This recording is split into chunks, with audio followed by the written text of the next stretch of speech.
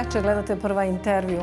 Naš večerašnji sagovornik je profesor Adil Nadžam, koji je dekan jedne od najvažnijih škola na Bostonskom univerzitetu. Škole na kojoj se izučava budućnost u dugoročnim kategorijama. Za nas to možda deluje čudno, ali za ostatak sveta to je veoma važna tema. Profesor je u sklopu onoga čime se bavi pokrenuo i jedan veliki projekat i razgovarao, intervjuisao gotovo 100 najvećih svetskih mislilaca iz raznih oblasti, tražeći odgovor na pitanje kako će izgledati svet nakon koronavirusa. To je i tema našeg večerašnjeg razgovora sa njim. Idemo na blok reklama i krećemo sa razgovorom.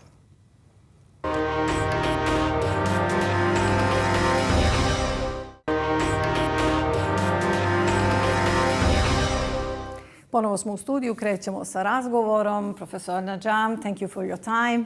You are intensively searching answers what will be or what will look like world after the coronavirus.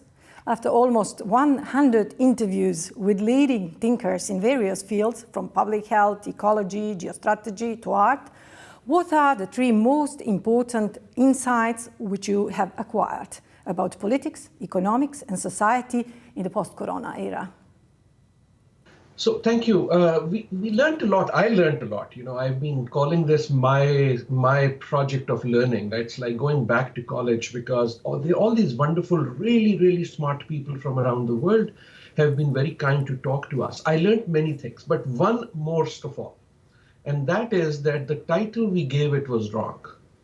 And we called it World After Corona. And the biggest lesson I've learned is that the world after Corona is already here. That this notion I had that, you know, this Corona crisis comes and there was a world before it, and then this will end and we will go to another world, or we will go back to that old world, is wrong. It's nonsense. That there is already a new world that has been created and is being created by what we are doing. There is a new global politics that's been created. There is a new global economy that has been created all across the world, right? Jobs are being lost, international assistance is being changed, economic alliances are being changed, supply chains are being changed, and most importantly, there is a new society and new habits that are developing, right? This habit of talking on online. In some ways, so that's the biggest lesson. A second lesson related to that is that it has been a moment of acceleration. That it is not that new things have happened. So Corona is new and it's still going on and we are still waiting for a vaccine. But all of the things that were waiting to happen, right, that were right at the cusp, have suddenly been accelerated because of this. So just like the virus tends to be more in, you know, if you have existing conditions, if you have existing problems, they become more because of the virus. Exactly the same with society, economy, politics, that whatever our problems were, they have been accelerated. So if there was a problem of nationalism and democracy, it has become more. If there was a problem of globalization not really helping everyone, it has become more. But similarly in technology, a lot of technologies that would have happened anyhow over 10 years have happened in 10 months. Right? So it is a moment of acceleration. And the third and final, since you asked for 3, is that there are going to be changes to global order. In some ways, this is a seismic event, not because of the disease, but because it has forced those changes. And in history, I think there are very few historical moments, but we will remember this as a moment of many changes. You ask your interlocutors, and I ask you, what do you think we haven't learned yet? Thank you for, I think we haven't always learned that the change is happening already. I think too many people, even people in very important places, are kind of trying to wait this out. They're thinking this is like another storm, right? A storm comes, you close your windows, you stay indoor, you get a lot of food, and you say, when it goes away, I will clean up. I think too many governments, too many people are still in that mode. right? I spoke to people like Noam Chomsky. I spoke to people like Enrico Letta, the former prime minister of Italy, about the EU, for example. One of the things all of them were clear about was whatever you need to do now. And in many ways, I think the lesson we haven't learned is that lesson that we need to be doing and thinking about the change now rather than waiting for this to end. The one group that has learned that lesson, I think, is the technology and business people. They are pushing ahead. But there are too many governments, too many people who are in holding pattern. Once this is over, I will see what I need to do. Let's talk about two governments, governments of China and America. The clash between them is intensifying, speeding up, as you said. You said that the world should not become a playground of superpowers, but how to avoid it?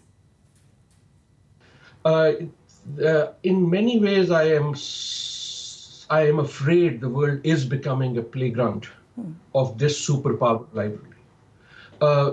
As you said, we've done nearly 100. And the one topic that has come up the most often is China.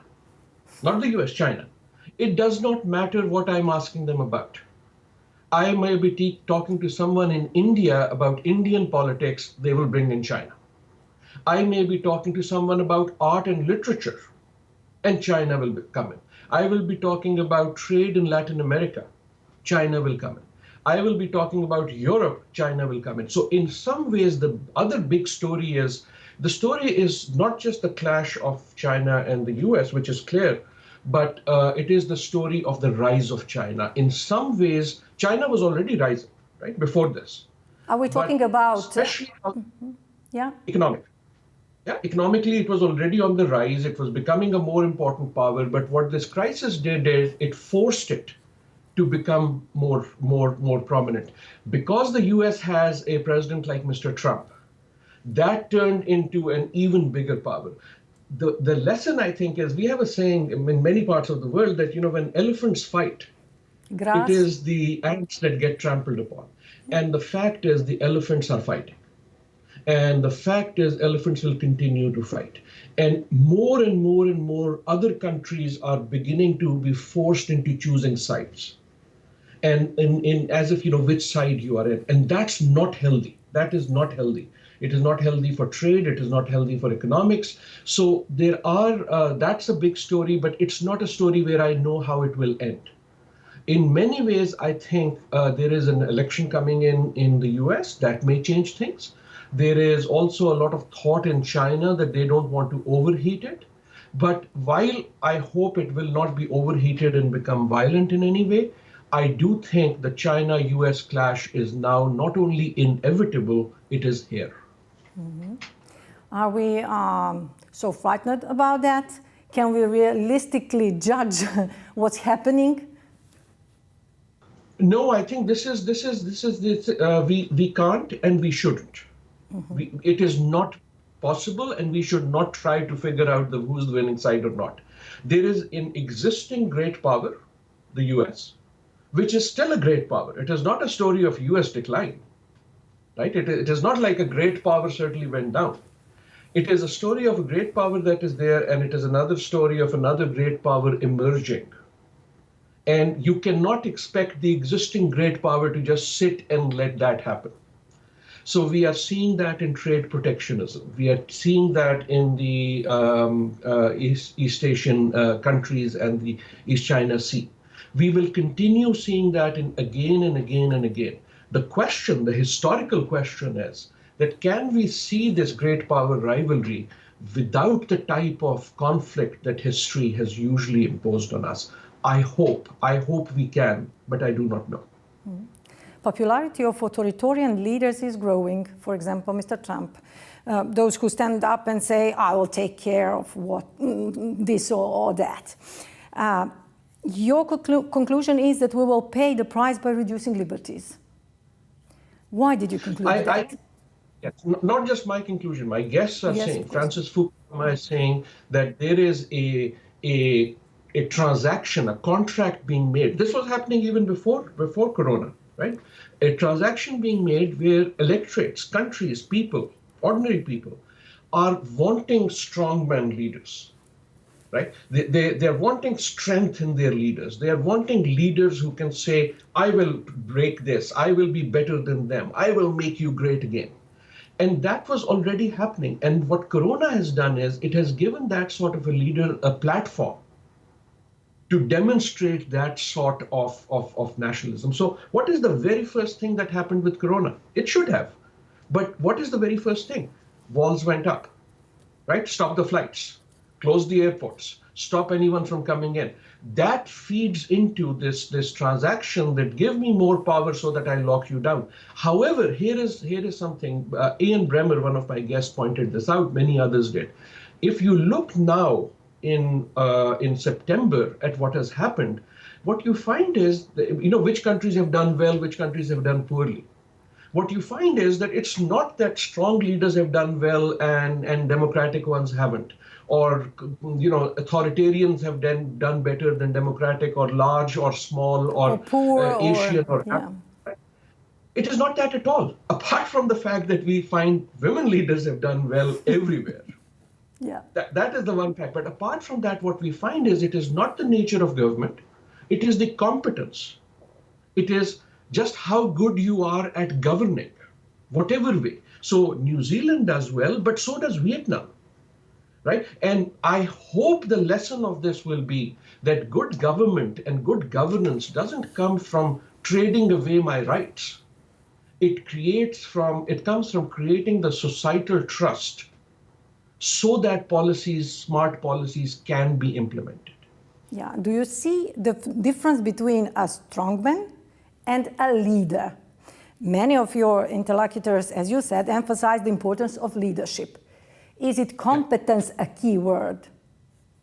I think what I was surprised at, competence became a key word because this was an administrative crisis also, right? You have to make new rules, you have to have uncertain signs. So competence has become, but I think leadership has also emerged as a very defining feature and difference from simply strength.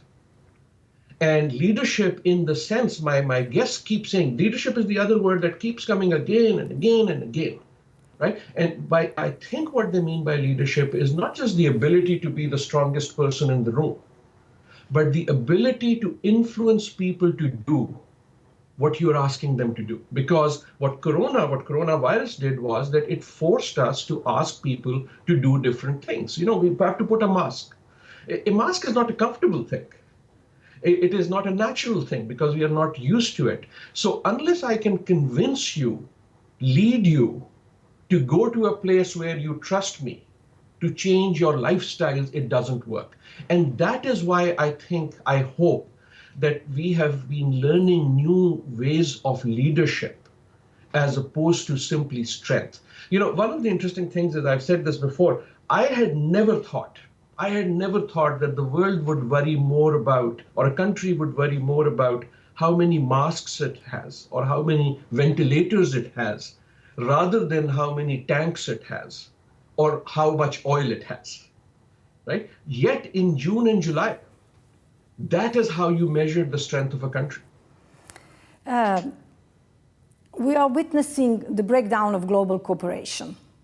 There is no global response on global crisis. The United Nations, the IMF have failed. Is it because their frames are set for a different threats? For tanks, not for masks? And who should and how should run the United Nations or the International Monetary Fund?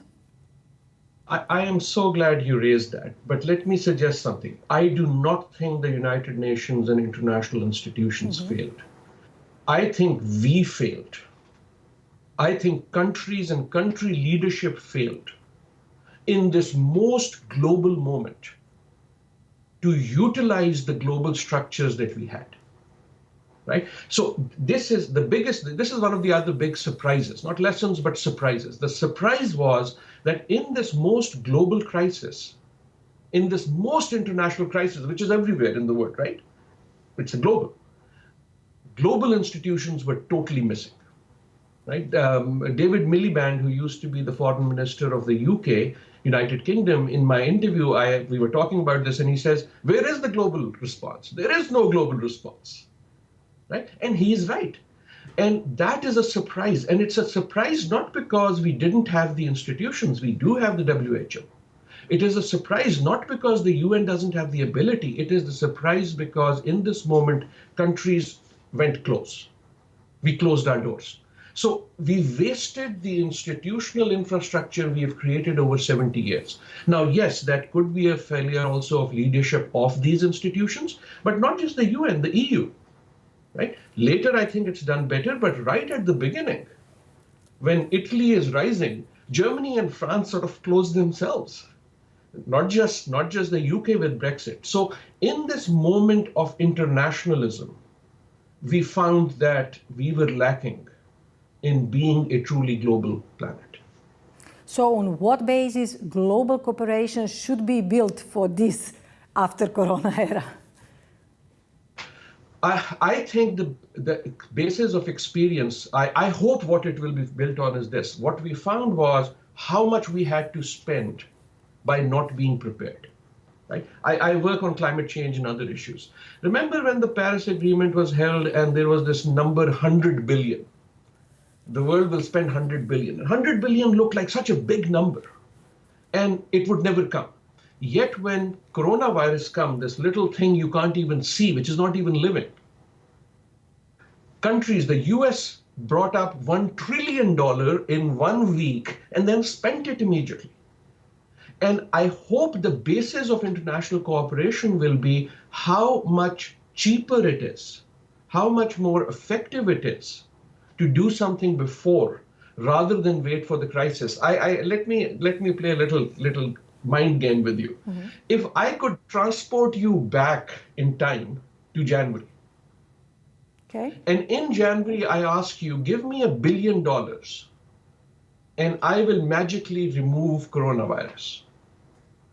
Do you think you would have given me $1 billion, or would leaders have spent $1 billion? Yes, at this point, if they knew what they know now, right? If they knew what they know, what was really going to happen, $1 billion would have been a great deal, even for small countries. But we didn't choose to do that. We didn't choose to make precaution. I hope that's the only basis of international cooperation. That is the smart thing to do, but I am not sure we are wise enough to do it. That is my next question. Why we didn't prepare for health calamities as for the wars? How to understand globally what security really is? Because we are arrogant. Because we are an arrogant species. We are not as smart as we think we are. We think we are a very smart species. There is no evidence. The only change I would make in how you phrased it, we actually do prepare for war. Right? Think about how much we spend for preparing for wars that don't happen. Right, of course. Right? We make these huge armies so that war doesn't happen. It is the single biggest expenditure. The question is, why don't we prepare like we prepare for war? So that disease doesn't happen. That's right. Right? When it comes to health, we say, well, it may not happen, so let's not spend. And the fact is, because I think we are still structured in this mindset as if security is only about military. This was a security threat, right? So what is a security threat? A security threat is if your people are threatened, right? If another country threatens your people, will you not find it a security threat? How is this not a security threat, right? Our liberties were taken away from us. We couldn't go to work. We couldn't stand next to each other. We couldn't go to our churches or our mosques, right? This is a security threat. The question is to leaders, why didn't we prepare for this like we prepare for war, and why shouldn't we prepare in the future? Because here is the other thing the experts are clear on. We knew this was coming. We didn't know the exact details, but for 20 years, we've been talking about pandemics. Pandemics have been coming. We know the next one will come. I can tell you that now. I can't tell you when or where, but I can tell you it will come. So why don't we prepare for it like we prepare for war? Why? I think because war sells. And I hope that, we will become wiser and we will learn. I hope, and so leadership, what does leadership mean? I hope the leaders who are emerging will be able to rally their parliaments and their taxpayers and their countries to say, let us change. Right? I do think there will be a new emphasis on healthcare after this, but I hope it will be the type of emphasis, let us prepare for this like we prepare for war so that we don't have to fight it. Right? In a way, it's like insurance. And that will take a different type of leadership. We are in economic confusion. You said that it's difficult even to describe it with words and terms used so far. The recovery plan must be massive as after First or Second World War, but who will devise and implement some new Marshall Plan? Yeah, I think we keep saying Marshall Plan. I do not see anyone willing to do that right now, and I do not see anyone able to do that right now. I think the EU, the Europeans have been slightly better because they have better institutions. But for most part, what you are seeing is countries going inwards and making their own recovery plans. And the question is recovery to what? Right? So in a way, think about this. Was the world a great place in January? Right? What were you doing shows on? Had we solved every other problem in January? Was it the perfect time? I'm not sure it was. I don't want to recover back to a time that got us to this time. So the question is, will these be recovery plans, meaning we pay off for the same to create the same problems we were in before, or truly a transformational plan? Right? And a transformational plan would be green, for example. It would say, okay, this is not about resurrecting, saving the doomed coal plants. This is about creating a new economy. And I think that's where the difference will come. Another big difference, I do think, is the debt. Debt at every level, from individual to national and international. I think this time that is such a big fundamental underlying element of the economic problem that our tools that we used to have will not work, right? The tools were, I will give you debt so that you can recover. So in some ways, I think this is not a challenge of recovery, economic recovery. It is a challenge of economic reimagination. One of the people I spoke to was the economist, the French economist Thomas Piketty, about inequality, right? If we recover, we'll go back to the same inequality. And what he's saying is that the way to reformulate is take the tough decisions that you could not have taken in January, right? There are many economic tough decisions that should have been taken in 2019. Now might be the time to do that. And that means a different type of taxation. That means a different type of debt distribution. That means a different type of equality distribution, right? So in many ways, let us not waste the crisis by recreating the problems we were in before the crisis. Jeremy Corbyn, during your talk, said the superiority of an individual with money has been shaken. The idea of collectivism emerged as an opposite. What should and can this collectivism be? I think partly I would say that's a hope rather than a fact just yet.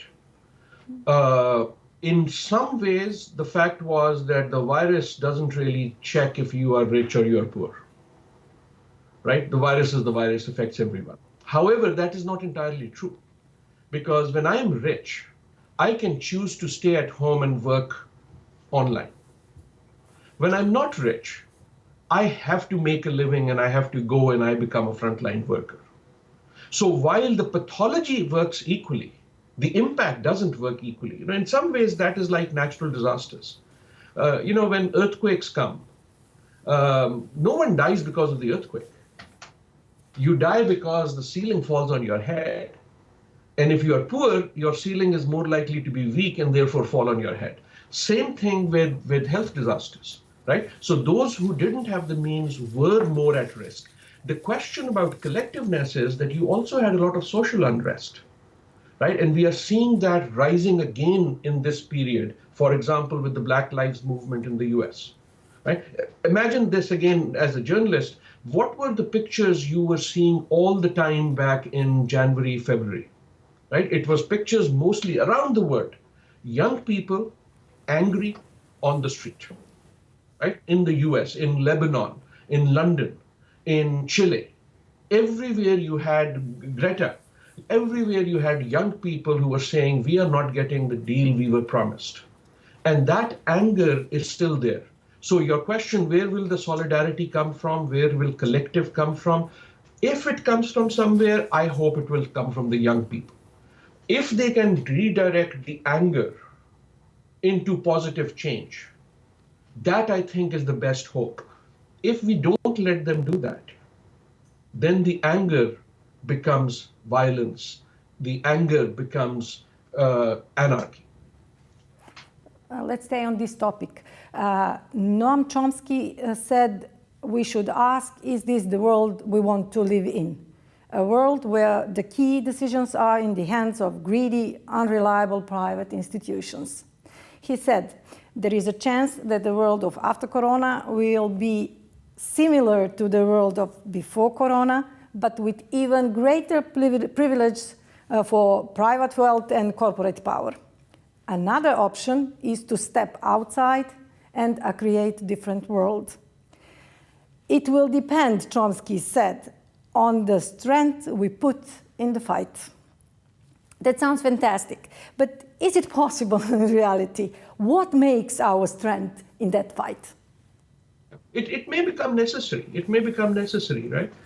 You are right. It's not easy. The choice is, and it's not. The interesting thing is the wonderful quote you said from Professor Chomsky, is the exact same type of idea that many people, people who are totally opposed to his ideology, right? Whereas Francis Fukuyama says the same. Most of our economists say the same. The choice is, there is a disaster.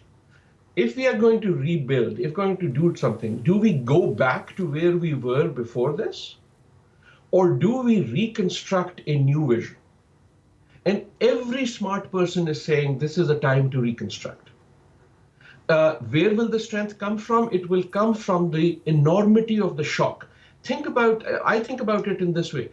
We were forced to do things that we never thought we could do. If I had said to you in Boston or wherever in Europe, we will remove half the cars from the road, you would have said, nah, that's not possible. We will take 90% of the office workers to work from home. No, that's not possible, right?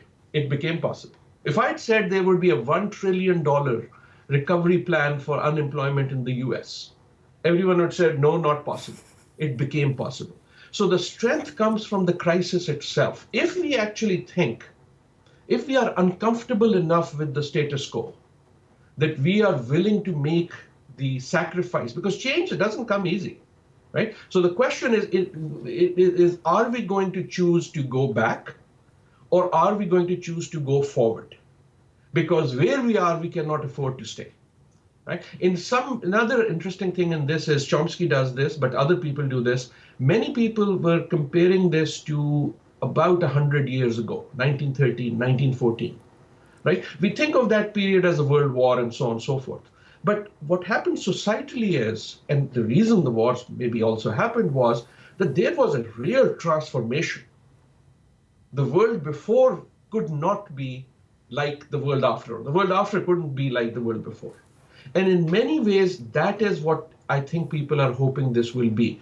Whether it's Piketty, whether it's Chomsky, whether it's Fukuyama, whether it is Graham Allison, what they are saying is we need to reimagine, not just return. You said this is an educational moment. We have never had more information. However, we have never been attacked by so much fake news. How to cope? I think that is it is an educational moment, but it is also because it comes in this moment of information overdose, right? You've seen sort of so much. And I don't know, on that one, I haven't yet figured out where we are. Did the availability of so much information help people? Has it trained us to be able to see which information is credible or not? Or has this influx of so much information and so much bad information also just drowned us so that we are not looking at science as well? I asked a number of our science guests how they thought science had done, right, in terms of information and knowledge. And they were split. On the one hand, they were sad that people were not really looking towards science for the answers, that they were looking for social media rather than scientific advice. On the other hand, I think many of them were also very proud that science and scientists had come to the forefront and worked overtime, right? Writing more papers, doing more research, working on vaccines. We don't have one yet, but still working on them on a speed we haven't seen. So I think that is one of those unfinished stories of where not just science, but knowledge, as opposed to information, comes in, right? Because this was not a moment about information, it was a moment about knowledge, right? And this goes again to competence, right? So competent leaders in countries which were able to do better were the leaders who were able to respect knowledge, as opposed to simply try to frame information by their tweets or their speeches. Responsibility might be another key word for this time. A lot is in our hands, meaning responsibility on personal level. But so many people run away from personal responsibility because of tradition, upbringing, lack of education, social trends, etc. How to deal with the importance of personal responsibility for ourselves and others, from whether we will wash our hands or wear masks, to who we choose to lead our countries?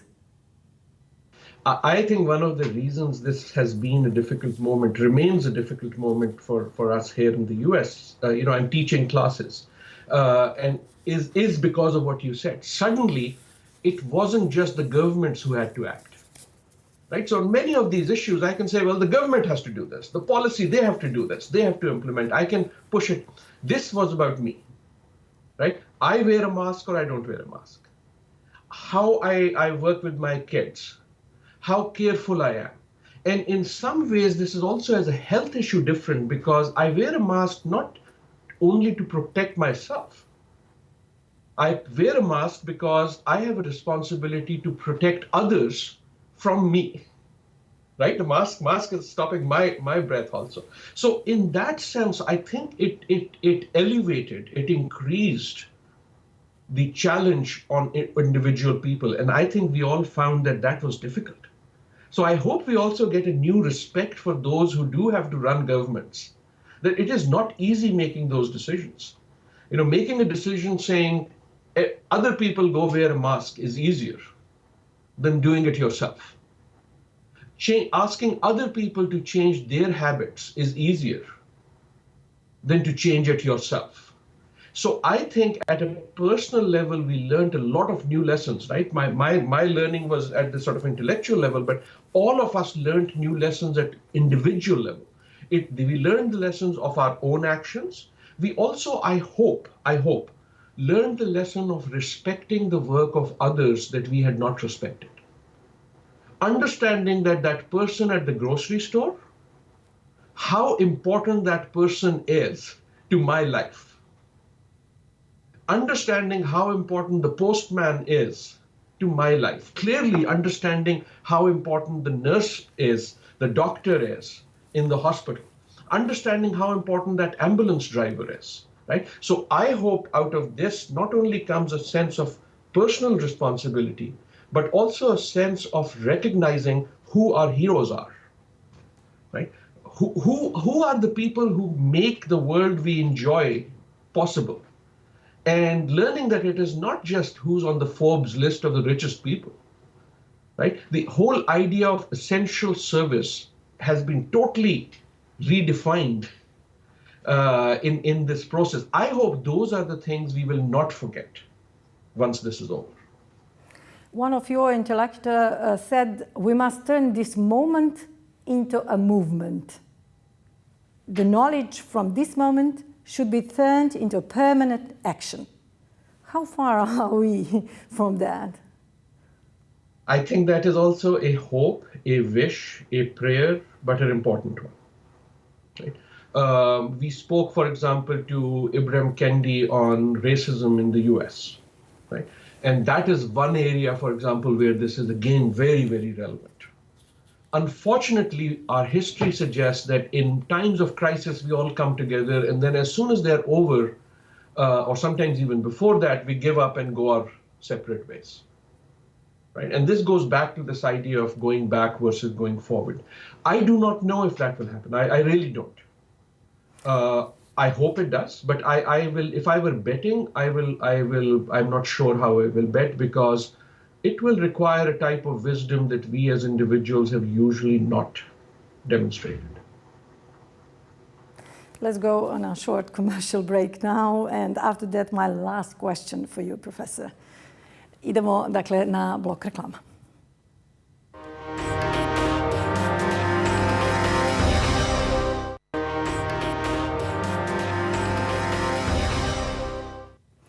Ponovo smo u studiju i moje posljednje pitanje za profesora Najama. Professor, you run a school where you deal with the future in the long range. In the Balkans, the long-range future is complete utopia. We are not educated, nor it is in our tradition to think in those categories. Our folk wisdom says, you plan, God laughs. So help us to understand why it is so important to think about the future in the long range. Thank you. The Pardee School is a school of global studies. We look at global issues, and when we look at global issues, one of the things we find is that every important issue is long range. Everything that is worth doing is long range. I obviously don't know your folk traditions as well, but I would hope that when you plan, God smiles. And if God laughs, I hope God laughs out of happiness that you are doing something right. Right? The one lesson about the future I have learned through my life is that the future arrives much earlier than you think.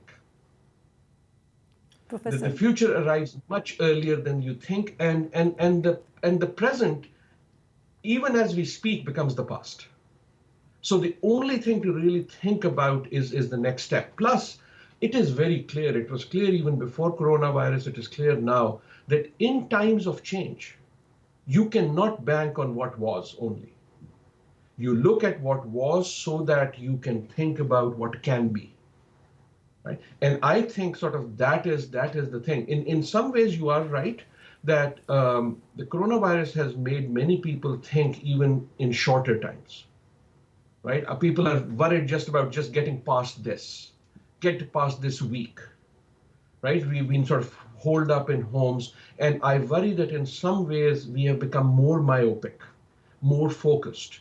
And that is why we did this series. We started the series in March, and we said, okay, this is going to go finish, and then there will be some after. So I do think the future is more important, and in some ways, the future will belong to those who think about the future. The future will belong to those who take the future seriously. Professor Najam, thank you very much for your time. Bio je ovo intervju sa profesorom Adilom Najamom, koji je napravljen u saradnji sa letnjom diplomatskom školom Gavro Vuković, na kojoj je profesor ove godine bio predavač. Ostanite uz Prvu televiziju.